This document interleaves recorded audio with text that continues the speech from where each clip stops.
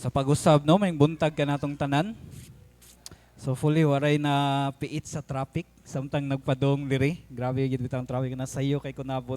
Asayo ko ni biyahe ganina. So pa igo gyud pag 9. May pag-abot na ako simbahan kay kabaw ko nga og magdugay-dugay ko asiyag maipit ko sa traffic. By the way, padayon ta sa tawang pagsimba sa Ginoong Dios, and right now we will worship the Lord through His Word, studying His Word. And nata sa tong series, we are in the third part sa means of spiritual growth. As you can see, 5 ka means or 5 ka instrument, 5 ka paagi sa unsa ta motubo sa spirituhanong bahin. And we have identified it no sa niaging mga Domingo nga spiritual growth is a process para ang usa ka believer mahimong sama ni Kristo. Mahimong Christ-like pinagi sa iyang panghuna-huna, sa iyahang buhat, sa iyahang lihok, sa iyahang pagkinabuhi as a whole person.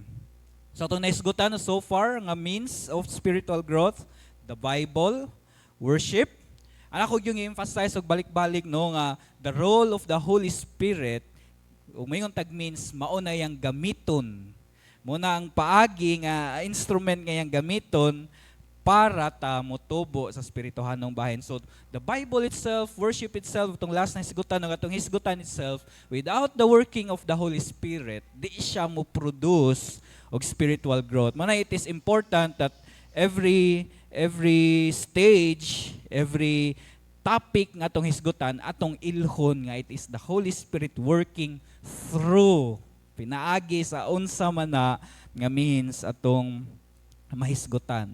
So spiritual growth cannot be done alone. Mo ginatong akong isig emphasize no. Daghang moingon nga kaning spirituhanon nga pagtubo, pag mature manggod, mura ni kanang nagsayaw taog kanang tong tango or cha-cha. Di pwede walay partner.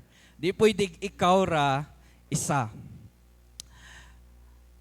So today we will study about the third the third instrument, the third way for us to grow spiritually, and it is the local church. So the Bible ang una, ikaduha natin isgutan na Sunday, worship, and karon third is the Christian local church. But before we dive into the word, let us pray mga itagiya sa Ginoong Dios. Father in heaven, we are about to study your word. Seek your will, seek your teachings, and we ask for understanding, O Lord. We ask for the knowledge, the wisdom nga among gikinahanglan para masabtan ug masunod namo unsa man nga pulong ang imong ipadayag sa tagsa-tagsa namo kakinabuhi. Balang Espiritu, I pray that you will minister each one of us through this message. You will give us a clear mind, a clear heart, O God. And I pray nga imong tabangan na matagos sa kanamo nga mapadaplin ug unsa man ang pwede makasamok baka disturbo sa among pagsimba. I pray, O God, nga unta dipod dinhi mo itugot og imong gapuso na among kaaway nga mangistorbo sa among pagsimba karon. Unta ikaw mapasidunggan ining oras sa among pagtuon sa imong pulong sa ngalan ni Jesus. Amen. Amen. So Christian local church or the local church, third means of spiritual growth. Nato isugdan sa isa ka quote, when di ko sure, unknown na lang ang ibutang kung kinsa ni gikan. You can be committed to the church but not committed to Christ. But you cannot be committed to Christ and not committed to the church. Source unknown. So mura rin giingon nila nga it is possible to give without loving. But it is impossible to love without giving. So ang gingon, it is possible nga committed ta sa simbahan but not committed to Christ. Di ba local church ang atong isgutan karon. So pwede dayta nga active kayo sa mga activities sa church. Pwede di ay nga naatas kada Sunday service. Pwede nga naata kada fellowship or any activity, religious practice nga gipromote sa simbahan but did not really came to know Christ. Pwede di na mahitabo di ay sa kinabuhi sa usa ka tawo. Apan, it is impossible, but you cannot be committed to Christ without being committed to the church. Why? This is because ang nagtukod sa simbahan itong hinumduman si Jesucristo. It's because if you love Christ, you must automatically love the church that Christ built. Numdumi nga it is the church that Christ died for. So ang kasagaran akong madunggan, no, I can commonly hear mga tao mingon nga, bisan di ko part og simbahan, bisag wa ko'y simba-simba, di ko makit-an sud simbahan, love man ako si Jesus. Kung yung kasagaran madunggan. And I think siguro matagusan niyo kadungog or one moment, one time sa inyong kinabuhi niingon pud mo ni ana. Kainom na ko pila na katuig nilabay, moingon jigwana, bahalag di ko masimba, love man ako ang Ginoong Dios. Nasayod bitaw ang Ginoo sa unsay naa sa akong kasing-kasing. So akong balingon, while it is possible that we can be saved, we can be a believer without the church. Akong balikon, it is possible. Maluwas ta, nga di tam kailag simbahan, but it is important to consider nga ang Bible itself, you are reading your Bible, especially sa unang 5 ka libro sa Genesis, Exodus, Leviticus, Numbers, Deuteronomy ug sa New Testament mga letters ni Paul gi-emphasize og ayo ang importansya nga ang mga katawhan sa Ginoong Dios magtapok, nga ang mga katawhan sa Ginoong Dios maghiusa for spiritual growth and development. Of course, moingon jud ko nga it's not biblical to say nga ang di mo simba di luwas. Di ko maingon nga ang wa nagpamimbrog simbahan dili luwas.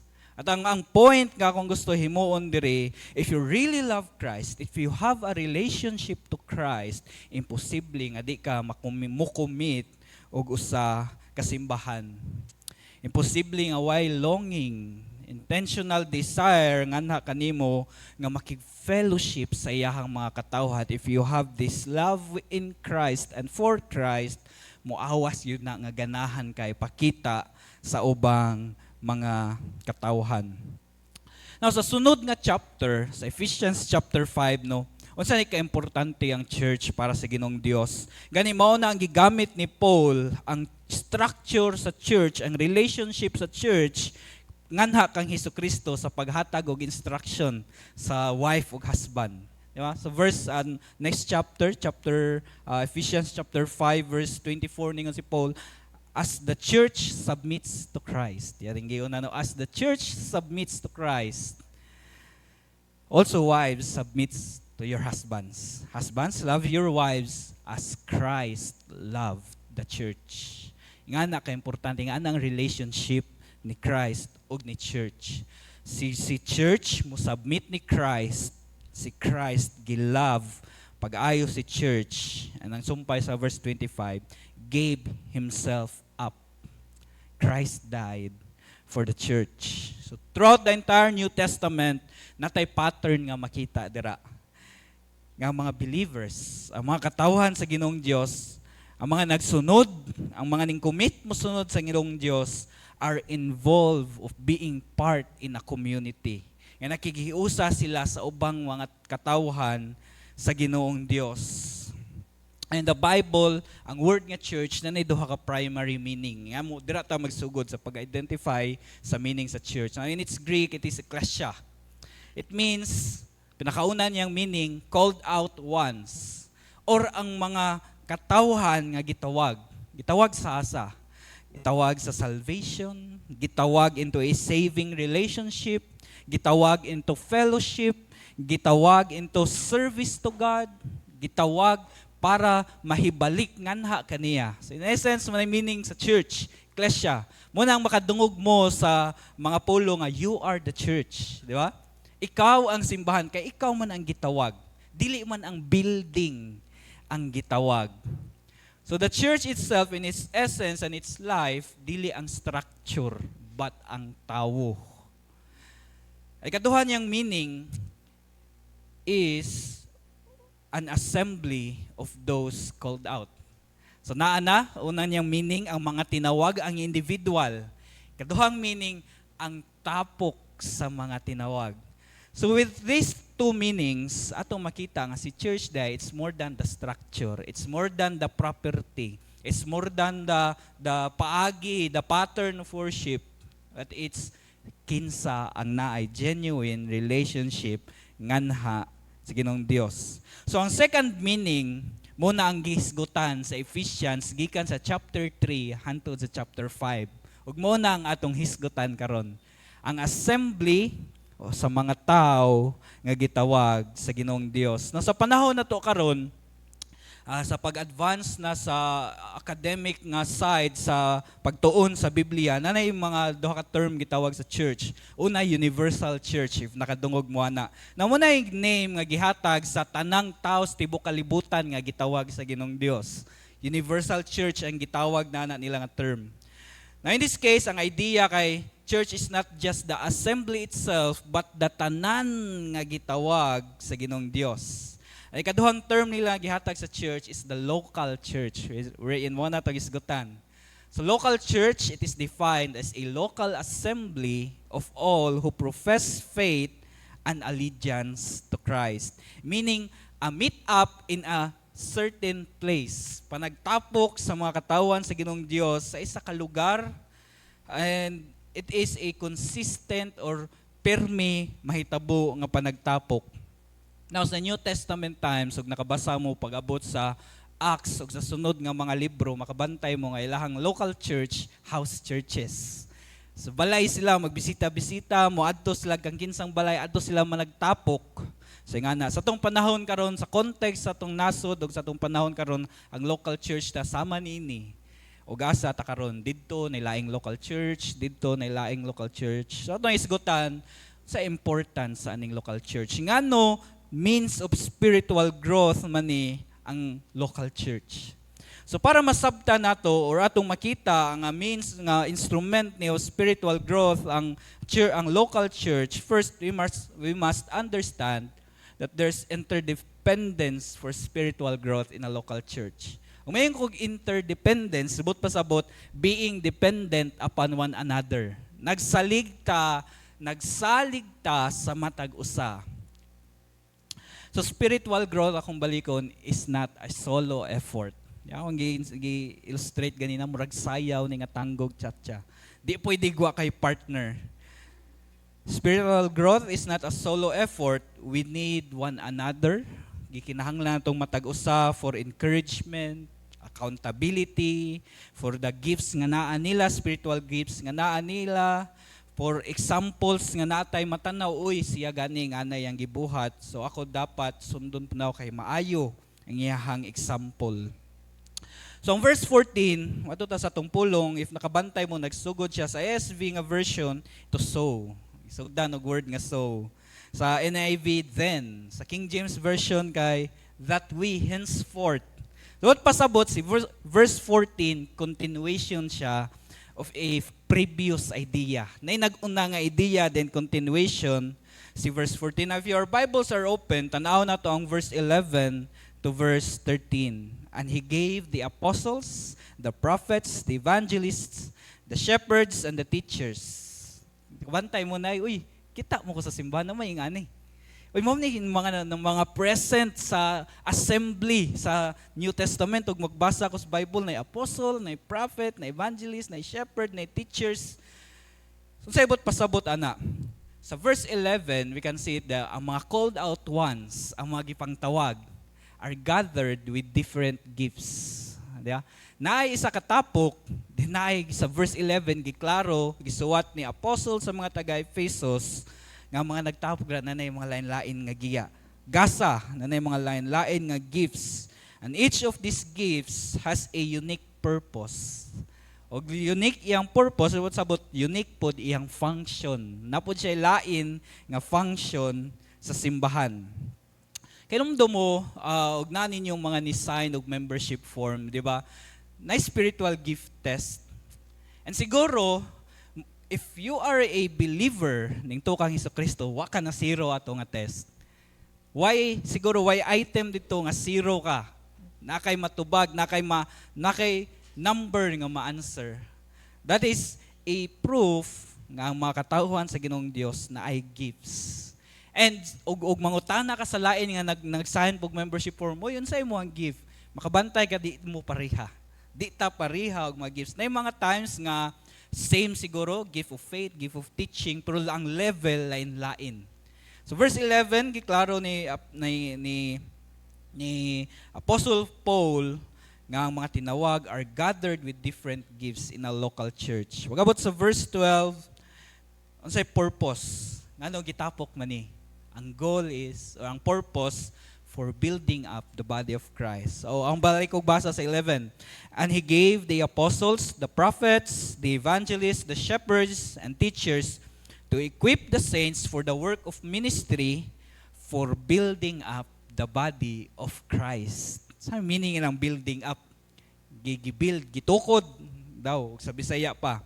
Now, meaning ng building up is spiritual growth and character development.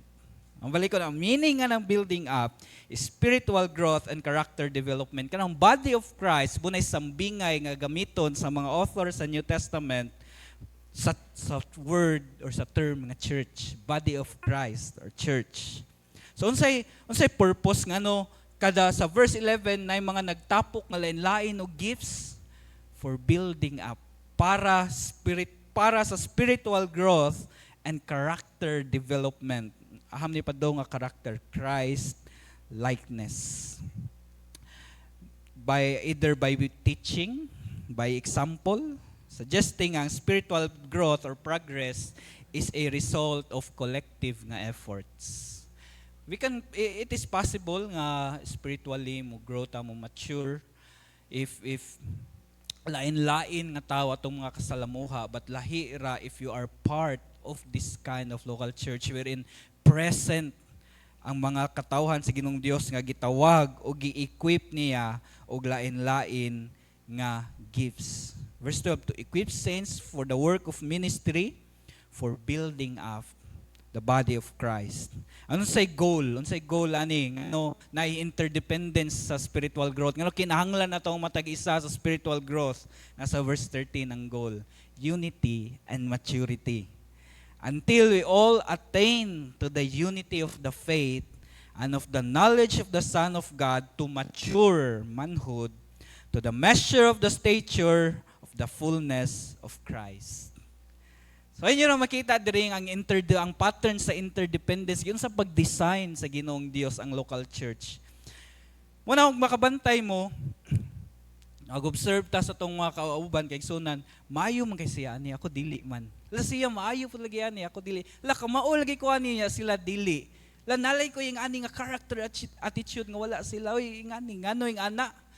For what purpose? Para makita nga we need one another.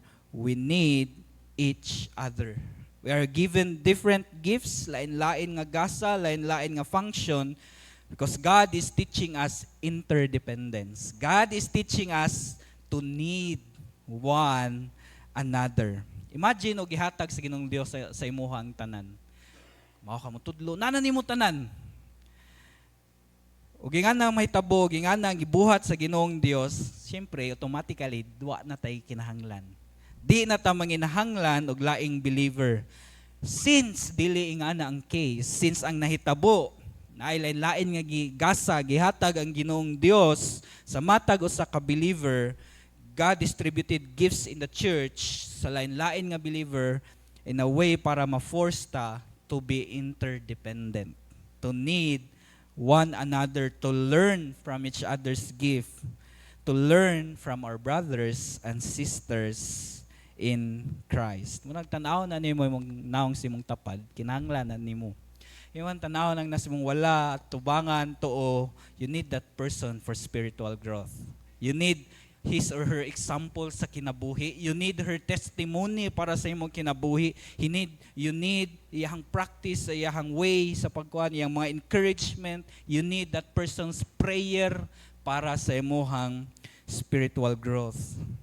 Itong makita that God, spiritual growth is not ako yung malikon solo effort. Manangay mong pailad anang thought, kaya na yung sakyi nga, bahalag wako'y ka-fellowship, basta love na ko si Christ. Bahalag ako ra isa maglakaw sa akong spiritual journey, kita bitaw sa Ginoong Dios akong kinabuhi inumdumi. Spiritual growth is not a solo effort. So God designed the local church for believers to be part of each other. Bantayin ninyo, Giyon sa pag-design sa Ginoong Dios based on this atong passage nga gibasa sa 11 to 13, gi-design sa Ginoong Dios ang local church para matag usa ka believer, matag usa ka gitawag to be part na kalabutan sa matag usa ka spiritual growth and edification or building up. We are called, gitawag ta, to be part of the body of Christ, to be in a community, to support, to encourage, to disciple one another as we grow into Christ likeness. Ug ikaw ray sa kinsa man imong support system. Ug ikaw ray sa kinsa man ang mo encourage nimo. Kita ra bang mga tao no naturally ganahan mas prone ta mag self-pity kaysa mag self-encouragement. So ikaw ganahan ra kay ka magsigig self-pity, kinsa may mo dasig nimo? Kinsa may matudlo nimo? Sa mga butang nga wa ka kabalo, kinsa may mo dasig mo badlong nimo og masipyat makasala ka. Inyong nakita, we need one another. Inyong nakita ang importansya sa matag usa. So it's important nga we must be here every Sunday. We must be active sa toang local church. Yes, we can worship God everywhere in spirit and in truth. Ano lang nakatunan last Sunday. But when the believers, when the church are gathered na assembly, there's a special grace nga ihatag ang Ginoong Dios. Kabantay mo ana. Lahi ra sa nagdevotion kay ikaw ra isa, nagprayer time kay ikaw ra isa sa dihang matapok ang mga katawhan sa Ginoong Dios. Sa dihang ang church na ay assembly, na special nga support, encouragement nga di nimo ma-experience sa dihang ikaw ra nag-inusara. Sa inyo kabantay mo giunsa pag-design ang Ginoong Dios. So for church to be a means of spiritual growth, we must understand nga nay interdependence. We need one another nganhi nga simbahan. How can a local church be a means of spiritual growth? Second, we must understand there are dangers of not being part of a local church. Now verse 14, so that we may no longer be children tossed to and fro by the waves and carried about by every wind of the doctrine, by human cunning and by craftiness in deceitful schemes. Now, for you and me, para ma-develop ta into Christ-likeness, aning ginisig balik-balik no, dapat basabda nato nga it's not going to happen nga sa naginusara ta. It's going to happen with the church, with the assembly of believers. For you and me to grow spiritually, we must understand that we must be part of Christ's body. Di ba muna i-highlight sa passage nga itong gibasa ganina. So, that's why sa verse 14, ug wala to si verse 11 to 13, ug walay interdependence, ug wa kay igsuon sa pagtuon, nag-inusara ra ka, the danger is, ang sa verse 14, bali ang mahitabo nimo. So naa si verse 11 to 13. Ningon din sa 14 ipadayon, tungod kay naa si 11 to 13, ingani din ang mahitabo nimo. Pero unsa ang danger of not being part of a local church? Ato ning balihon si verse 14, ug di ka part of a local church, una you will remain children, di ba? Kay naay si local church, we no longer be children. Ug wa kay local church, wa kay ka-fellowship in a kayutang consistent nga way, you will remain children or immature sa imohang pagtuo ug paig-ila nganha sa Ginoong Dios.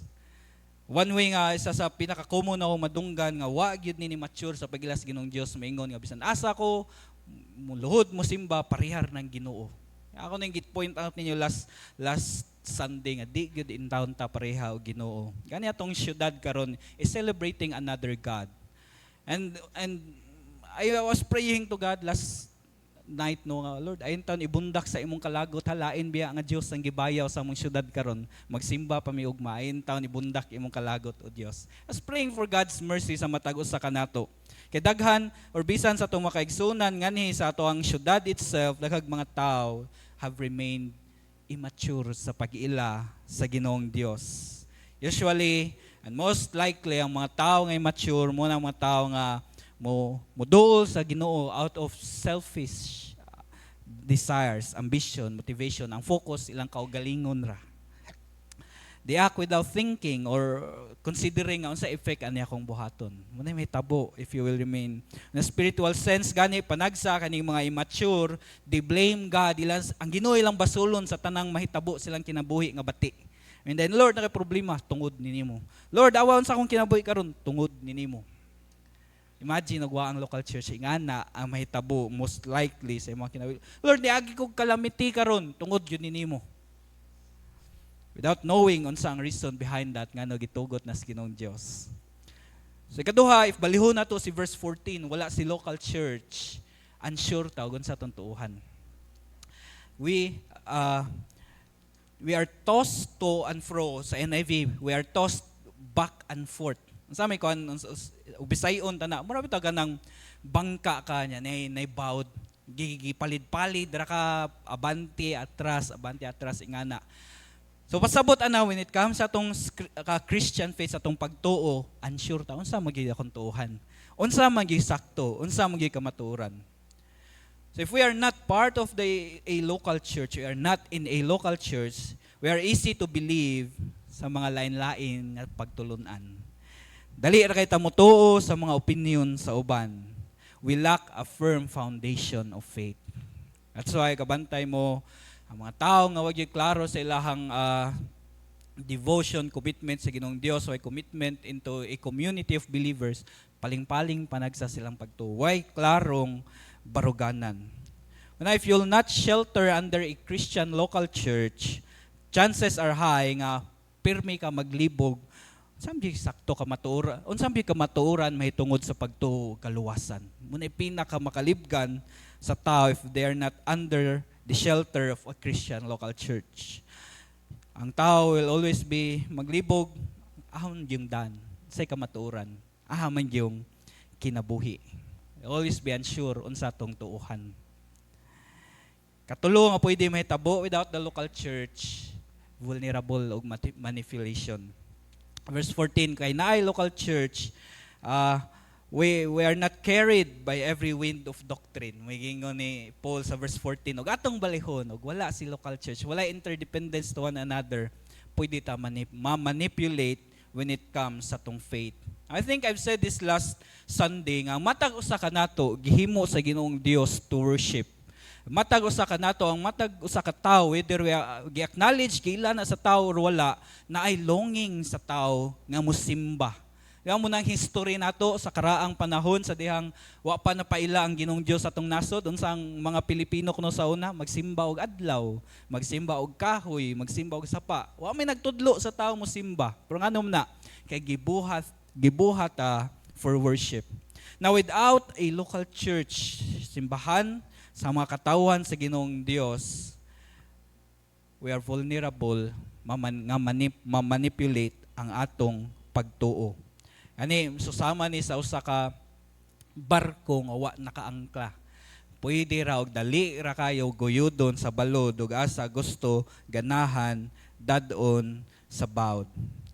They are easily influenced by others. Dali ra kay nila i-allow ang mga outside pressure nga muna ilang ko andayon, himong basihan silang pagtuo. Uy, nakita nako sa social media, tuuhan din ako ni. Uy, nakita nako gitudlo sa TV. Uy, ingani ang pagtulunan, ingani ang gituhan sa akong mga friends. Ingani ang kultura sa nasod. So, mupod na ang akong buhaton. Ma-manipulate ta. Rather than relying sa ang own way of analyzing and understanding, magminaw, magtotoo na din ta gonsay mga isulti sa mga nakapalibot na ito. Nung dumo sa Psalm 23, i-highlight og ayo nga si shepherd, kuyugan ang iyahang mga sheep. That without a shepherd, the chances are high nga si sheep will be in danger or masaag sa iyahang paglakaw nining kinabuhian. Manipulation is a form of abuse. Mingon niyo ko. Nandaghag mga tao karon na manipula kung unsay angay tuuhan, kung kinsay simbahon. Daghang mga tao nga nagtuo sila nga when they show devotion to a God, small letter G, nga gidikta sa ilaha, they are thinking nga, uy, maayo akong gibuhat karon. That's why sige na og-emphasize sa matag usa ka nato, no, ilha ang Ginoong Dios in a personal level. Karon di mo man ma-manipulate unsaon pagsimba. Ilha ang Ginoong Dios personally, know Him. Ayaw lang kung unsay gitudlo, gidikta sa inyo ha, isik siya sa inyo hang kinabuhi through prayer and reading in His Word. Pangitaa siya, kinsa siya sa imong kinabuhi, pinaagi sa pag-ampo ug sa pagbasa sa iyahang pulong. So kanang lastly, I think kanang tulo Kanang tulo muna nag-describe sa usa ka tawo sa dihang ug unsa ang danger sa dihang wala ang local church sa iyahang kinabuhi. Dali masaag, dali malayo sa kamatuoran may tungod sa pagtuan. It's a warning of the dangers of not being part of a local church. Sayon og dali ra kay na maabot sa kinabuhi sa mga tao. Nagmakita mong mga tao nga under niini nga mga danger, please pray for them. Ay sila katawi nga lalahi ang gituuhan. Nagdevotion sila og inukits kamos tao bungol ang mga Ginoong Dios. Ayon taon sila gikondenar. Please pray for their souls. Kay they are they are victim of not being part of a Christian local church. So God uses atong makatunan diri the local church as a safeguard to believers to provide support, teachings of truth, and accountability to prevent believers to be misled. Now, ibalik ko kuanto Psalm 23, without the shepherd, without ang pulong sa Ginoong Dios nga mo'y mugiya sa tao. Atong inumduman nga atong sumbanan diri sa atong gibuhat isang pulong sa Ginoong Dios. Without that shepherding gikan sa Ginoong Dios, chances are high mga saag ta, moabot ta sa danger or sa mga delikado nga moments, sitwasyon sa tuwang kinabuhi. Then gisumpayan dahil ni Paul, rather, speaking truth in love, we are to grow up in every way into Him who is the head, into Christ. So within the church, we should strive, maningkamot ta to create an open and honest communication between one another. Where maka-share ta sa atong struggles, maka-offer ta og support to one another, maka-open ta og accountability in love to one another. Now, it's important nga what we say, what we do here inside the church, unta, it is for the goodness of others. Kung mo-disiplina ta, kung mamadlong ta, unta, it is for their own sake of goodness. Kung natay buhaton, unta, mo resulta o mubunga o kaayo sa itong mga kaigsuunan sa pagtuo. In our daily lives, we should be honest with dealing with others, mo avoid tawag mga dishonesty, deception. So yun nakita ang danger of not being part of the local church. Lastly, believers are parts of one body and has a role.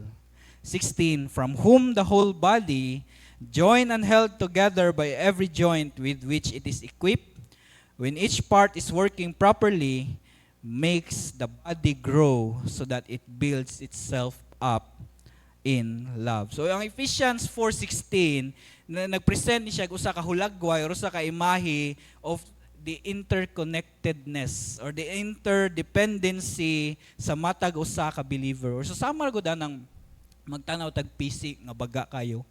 Nagay mo nang tangtangon kana sa mutang nylon nga mga PC, di ba strands na nga nigpis kayo. So since kana nga nigpis gitapok, gilubid nahimong PC, di ba kita nyo ligon kayo?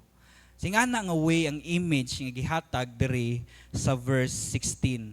Nga each member plays an important role para sa overall health and flourishing of the local church. So ang illustrate diri no kay ang lawas sa tao. The church, just as the body functions effectively and is healthy when all parts are working together, the same po sa church. Now, tanaw na ninyo ang lawas, ug mag-function tanan, diya himsog ta. Pero nanay di mo function sa tarong, medyo di na mo function ang tarong atong tiil, tong panagsa, tong nauna, mga internal organs, di ba kayo di na ko healthy. Singana ang gihulagway sa verse 16. Each one of us na iya nga role, iya nga function, parte ta sa usa ka lawas ang atong ulo si Kristo Jesus. Nagnay usa ka nato, di mo share sa ilang role, di mo tabang, di mahimong healthy. The joint held together, kabantay mo dira, makes the body grow so that it builds itself up in love. Kabantay mo, you need one another para ma-build ang matag usa kanato. So gaton tanaw ng verse 16 atong makita diri, every believer is equipped, yeah? From whom the whole body joined held together by every believer with which it is equipped. So di pwede nga maingon ka wala man ko'y gasa sa Ginoong Dios. That's why akong gi-highlight ganina nga if you had nag sign ka sa membership form, di ka ma-zero sa spiritual gift test dito. Kaya every believer is equipped na spiritual gifts. Yasa. And sunod, every believer must take part in working or serving. It is equipped when each part is working properly. So what's about, gi-expect sa Ginoong Dios nga sa dihang ang believer tagaan niya gift, it is expected to be working, magamit into service, magamit into pag-serve sa local church, so that the body of Christ will advance spiritually, so that the body of Christ will grow up. So what does this mean to you? What pasabot ani? Don't be someone nga magpasinaw ras lingkuranan. So sa panahon na mo no, isulti sa pastor, ayaw lang ipasinaw ang piyo. Kaya naman doon, ang piyo ko, itong madagko kay lingkuranan. Ay lang himuay mong kaugalingon, ay gitugot niya yung kaugalingon, igor ka tig pasinaw sa piyo kada Domingo. Karon di man ta piyo, ayaw gitugot nga tig pasinaw ra kas lingkuranan. Nakay role. You need to be connected, you need to be part of the church. Manaw kabantay mo last Sunday sa tuang congregational meeting, i-present ito ang mga ministry na tayo organizational. If you are a kid, join the kids ministry. Kung ikaw youth, join the youth ministry. Ikaw yung adult, join the YA ministry. Join the men, join the women ministry. Importante sa matag usa ka nato to play a role. Imagine na kung balik ko no your own body, what if na isa ka part di mo function? So sakit. Hospital na yun, check up, ingane. So that's why, di pwede ta moingon. Ako ni-emphasize nga, we need one another. Di ka pwede moingon si utok nga, kamot di ti kagikinahanglan. Di pwede moingon si baba, oy tiil, wako nang ginahanglan nimo. Di pwede moingon si paa nga tiyan, di ka needed. Each part is needed. Believers are part of one body. God designed every parts of our body to function together. Same with the church. God built the church. That's why every believer is equipped with spiritual gifts. Every believer must take part in working and serving. So local church is an interconnected body, growing and strengthening itself through the unique contributions of each members. Sa unsa nga paagi? By using our gifts, seeking to serve, being united, and practicing in love mo na gusto gitudlo sa verse 16. That's why you'll wonder nga lahi ra gyud og laing tawo mo dasig nako. Lahi ra gyud og ma-display ang spiritual gift sa laing tawo imong ma-witness kay mas madasig ka. Now it does not mean ako lang iko highlight nga it does not mean nga uy na siya gift of teaching ako wala, mas maayo ni nga Kristohanon kaysa nako. So all gifts are equal. Si service, si faith, si knowledge, unsa man yung spiritual gift, equal na tanan. Lahi-lahi lag role. Uy, yung spiritual gift kay muy nidala niya para mahimong frontliner mo atubang og mga tao, mas better na siya kaysa nako dili. We are parts of one body, equal ta tanan and should function together. Now as a church, wherein Christ is our head, we follow where the head leads. Ningon si head, oy, function mo tanan. Muna'y direction ni local church. So sa katapusan, how does God use the local church for spiritual growth? Una, God makes use of every believer to help each other in growth through their gifts, service, and love. So without that, kinsa may mo help nimo? Kinsa may mo serve tabang serve nimo? Kinsa may mo pakita sa Christ love sa imuha without the local church?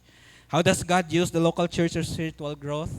Shielding, protecting His people gikan sa mga pwede possible nga deception or pagpangilad nga pwede mosaag or mulid nato palayo sa Ginoong Dios. Now, ang kaluwasan din na makuha.